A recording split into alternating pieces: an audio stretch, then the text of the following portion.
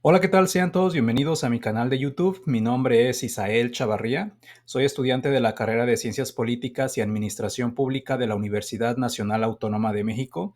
El día de hoy voy a estar hablando sobre el socialismo científico y en qué se diferencia del socialismo utópico.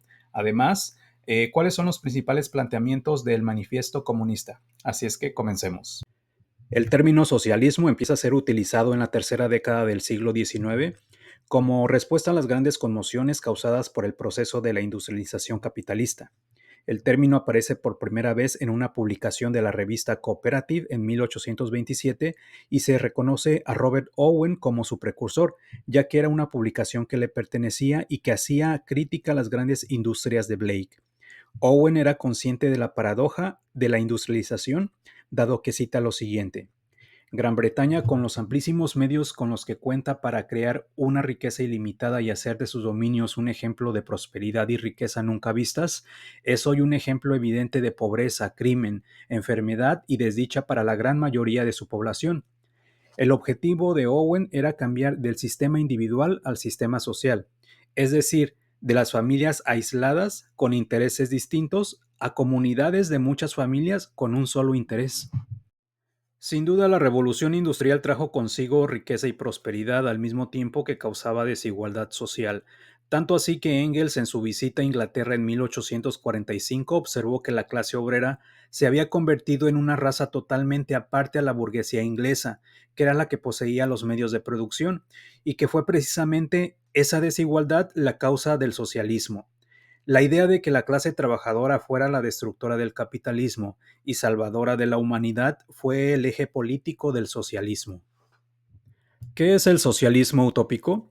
Es el conjunto de ideas políticas y filosóficas de tendencia socialista que surgieron a comienzos del siglo XIX y que antecedieron al marxismo. El término socialismo utópico fue utilizado para designar a un contradictorio y diverso grupo de pensadores reformistas que vivieron y escribieron entre los siglos XVIII y XIX. Entre los principales representantes del socialismo utópico se encuentran Saint-Simon, que fue un filósofo y economista de origen francés que proponía una reorganización positiva de la sociedad para que las necesidades de la clase trabajadora fueran satisfechas. Charles Fourier, economista, sociólogo, escritor y filósofo francés, proponía que la gente podía vivir en asociaciones llamadas falansterios y elaborar los trabajos de forma común. Fue defensor de la igualdad completa entre géneros y opositor al matrimonio. Robert Owen, de origen inglés, se inclinó por la filantropía y propuso reorganizar el entorno y quitar los males para reemplazarlos por elementos positivos. Las características del socialismo utópico varían según cada pensador. Por ejemplo, muchas de las tendencias del socialismo premarxista tenían algunos rasgos en común con el cristianismo o con diferentes doctrinas liberales. Sin embargo, en general, todas las variantes del socialismo utópico eran críticas con la sociedad capitalista que se consolidó con la revolución industrial.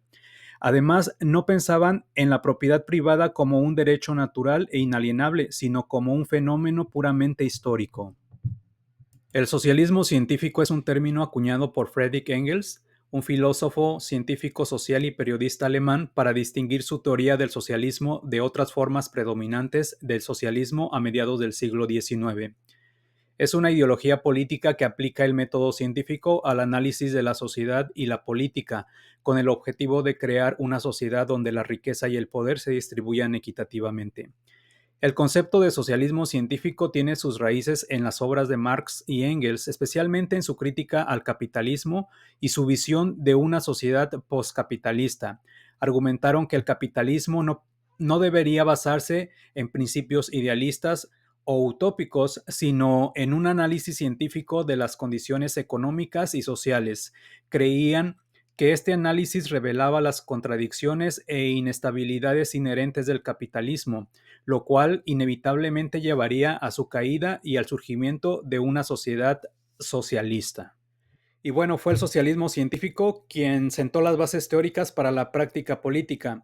Se pasó de criticar al capitalismo a formular una ideología que diera las bases para transformar la organización política, social y económica.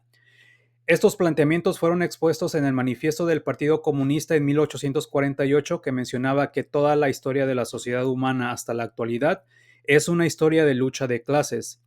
En tal documento se hacía una denuncia de la explotación del obrero y los autores Marx y Engels exponían la teoría del comunismo en donde se establecía que uno de sus principales postulados era la abolición de la propiedad privada burguesa, que era el resultado de la explotación capitalista.